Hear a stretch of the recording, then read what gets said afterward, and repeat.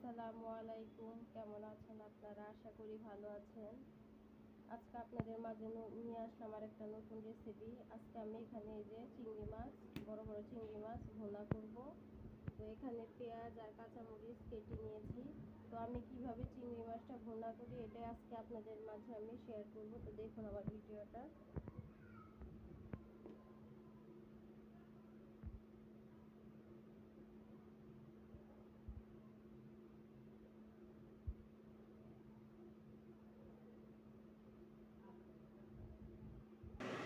তো আমি এখন মাছগুলোর মধ্যে হলুদের গুঁড়া, তারপরে একটু মরিচের গুঁড়া আর অল্প একটু লবণ দিয়ে ভালোভাবে মেখে নেব মাছটা। তো এই যে দেখুন মাছটা ভালোভাবে মেখে নিচ্ছি। তো আমার মাছটা মাখা শেষ। এখন আমি মাছটা কিভাবে ভুনা করব তো ওটাই দেখুন।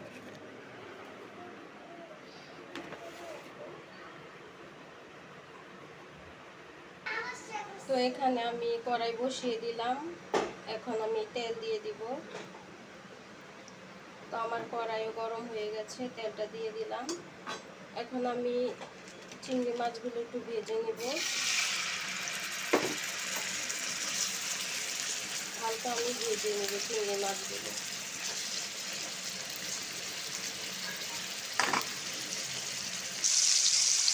তো এই যে চিংড়ি মাছটা আমি ভেজে নিলাম। দেখুন কি সুন্দর কালার হয়েছে, দেখতে খুব ভালো লাগছে। আমি হালকা ভেজে দিলাম। এখন আমি মাছটি রেখে এর মধ্যে পেঁয়াজটা ভেজে নেব। তো এই যে পেঁয়াজটা ভাজা হচ্ছে, আমি আর একটু বাদামি কালার করে নেব পেঁয়াজটা। তো পেঁয়াজটা ভাজা শেষ। এখন আমি এর মধ্যে অল্প একটু পানি দিয়ে দিব।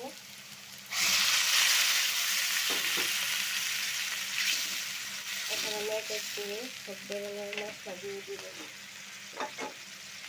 তো এখানে প্রথমে একটু আদা রসুন বাটা দিয়ে দিলাম। এখন দিয়ে দেবো একটু হলুদের গুঁড়া পরিমাণ মতো, একটু হলুদের গুঁড়া। এখন দিয়ে দেবো একটু মরিচের গুঁড়া। এখন দিয়ে দেবো পরিমাণ মতো লবণ দিয়ে দিলাম। এখন আমি মশলাটা একটু নাড়াচাড়া করে দিব ভালোভাবে।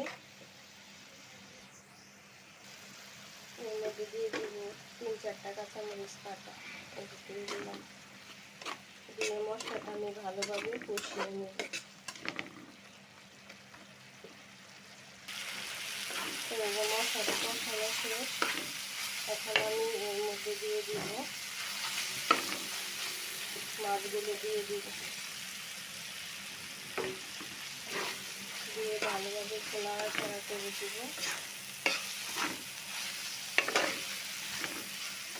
তো খেতে আমার মতো এইভাবে চিংড়ি মাছ ভুনা করে খান তো অবশ্যই কমেন্ট করে জানাবেন। এখন আমি এর মধ্যে দিয়ে দিব অল্প একটু পানি পরিমাণ মতো। তো আমি এই যে অল্প একটু পানি দিয়ে দিয়েছি। দেখুন কালারটা দেখতে কি ভালো লাগছে। তো এখন আমি ঢাকনা দিয়ে ঢেকে দিব। তো এই যে ঢাকনা দিয়ে ঢেকে দিলাম। তো কি অবস্থা, দেখি আমার চিংড়ি মাছ ভুনাটা কেমন হয়েছে। তো এই যে চিংড়ি মাছ ভুনা করা শেষ।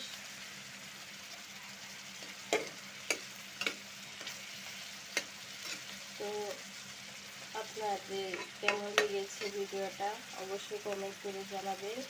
তো আমার রান্না করাও শেষ। যে যেখান থেকে এই ভিডিওটা দেখছেন সবাইকে ধন্যবাদ। দূরে প্রবাস যে যেখান থেকে দেখছেন সবাই ভালো থাকবেন। তো রান্নাটা কেমন হলো অবশ্যই কমেন্ট করে জানাবেন। তো সবাই ভালো থাকবেন। আল্লাহ হাফেজ।